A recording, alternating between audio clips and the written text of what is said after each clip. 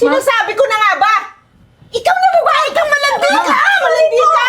Sorry po. Renz, ang sabi ko sa'yo, mag-asawa ka, kailangan ko na ng apo.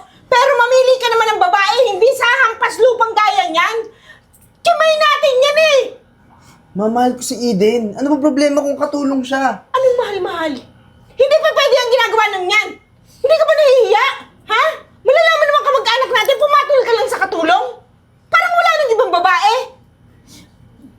Ma'am, sorry po talaga. Anong sorry? Gaga ka!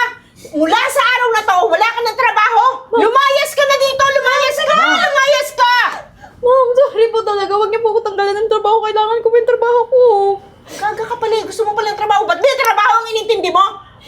Pakikipaglandian dyan sa anak ko ang ginawa mo! Matama na nga. Ano ba ang problema mo? Dahil ba katulong lang siya? Tumahimik ka. Tumahimik ka!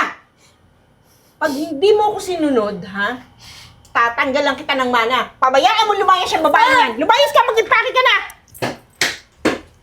Naiintindihan mo yung sinabi ko sa'yo? Ha? Itaktak mo yun sa utak mo, Renz. Alam mo, kaya kong gawin. Yung sinasabi ko. Ma, nagmamakaawa naman ako. Baka pwedeng payagan mo ako lumabas kasi gusto kong hanapin si Eden. Baka mamaya mapano siya sa daan. Wala siyang matutuluyan. Wala naman siyang kamag-anak dito sa Maynila eh. Renz, magising ka naman na. Sinabi ko sa'yo na hindi pwede si Eden. Nakatulong ang papatulan mo.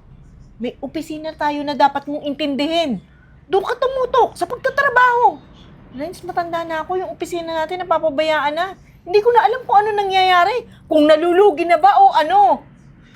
Pero mahalaga rin sa akin si Eden, ma. Baka pwedeng lumabas na lang ako, hanapin ko siya.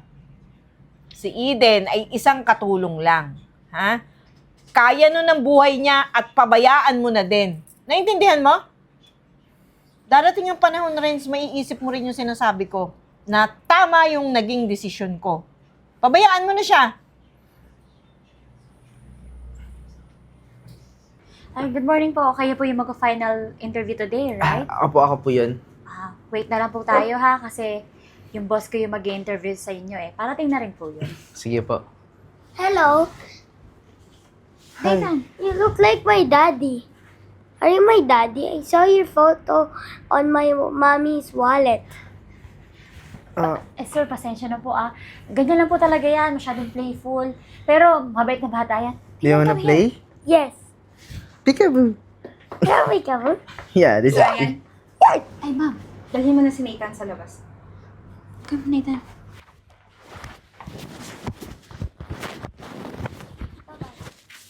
Hi. Eden. Eden, tapatin mo nga ako yung bata kanina. Yung Nathan. Anak ko ba siya? Hindi. Hindi mo anak yung batang yun. Sa tingin mo sa haba-haba ng panahon na nawala ka, hindi ako makakahanap ng iba na mas mahal ako, pinahalagahan. Eden. Eden, sorry. Sorry sa mga nangyari sa atin sa nakaraan.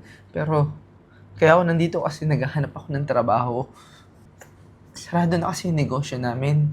Nabenta na rin yung bahay. Tapos wala na kaming pagkukunan ng pera. Kaya kailangan ko magtrabaho. Baka pwede matanggap ako dito, Eden. Bakit, dati? Pinaghirap ako. Hinanap mo ba ako? Pinaglaban mo ba ako sa nanay mo? Di ba hindi? Nasaan ka nun? Tapos ngayon, bigla kang magpapakita kasi may kailangan ka na sa akin. Kailangan mo ng pera para sa pagpapagamot ng nanay mo, di ba? Eden. Hindi ko alam kasi yung gagawin ko nung panahon na naghihirap ka eh. Hindi ko rin alam kung paano ako makakawala kay mama. Kailangan ko siyang sundin. Pero, Eden, sorry. Sorry. Sana pinaglaban mo ko. Kasi kung totoong mahal mo ko, masusundin mo yung puso mo kaysa sa nanay mo. Alam mo, wala.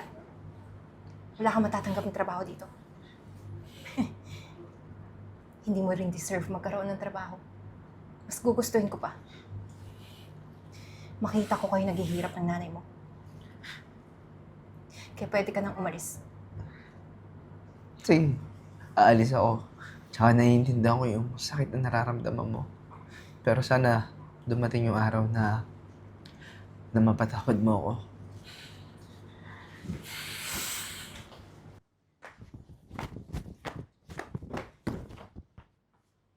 Ma'am Gina, nandito na po yung hinain naming court order para sa inyo.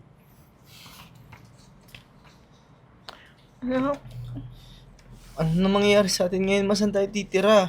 Kung nga rin alam eh. Hindi na po ba pwedeng makapakiusap pa kami kahit ilang panahon pa? Oo, Chief. Baka pwedeng...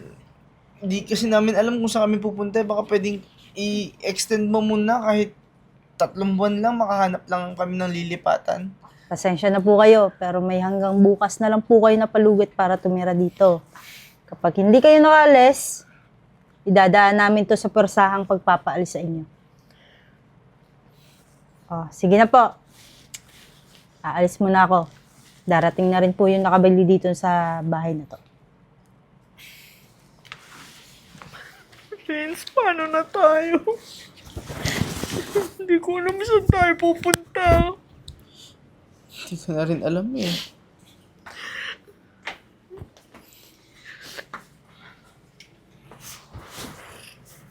Eden? Tin, Ma'am Gina, Renz, napag-alaman ko na ilang araw na lang kayo dito sa bahay na to.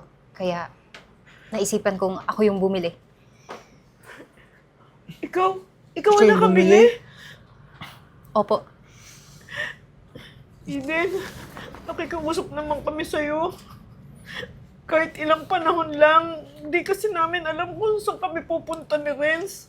oh Eden, sorry kasi sobrang hirap na sitwasyon namin ni Mama. May sakit pa siya. Hindi ko alam kung saan kami titira. Pasensya ka na rin kung ano man yung nakaraan natin dalawa. huwag po kayo magalala.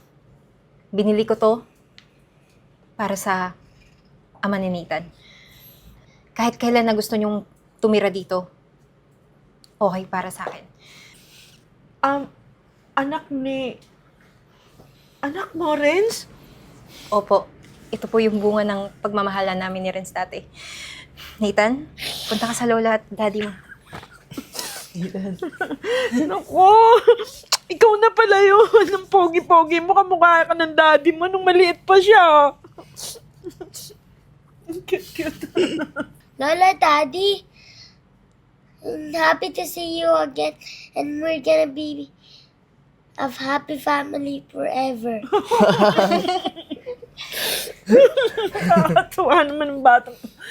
Eden, inuulit ko ha. Pasensya sa lahat. At sobrang salamat kung nabili mo tong bahay. Wala po yun. Ang importante ngayon, magkakasama na tayong lahat. Buo. forever, sabi nga ni Nathan.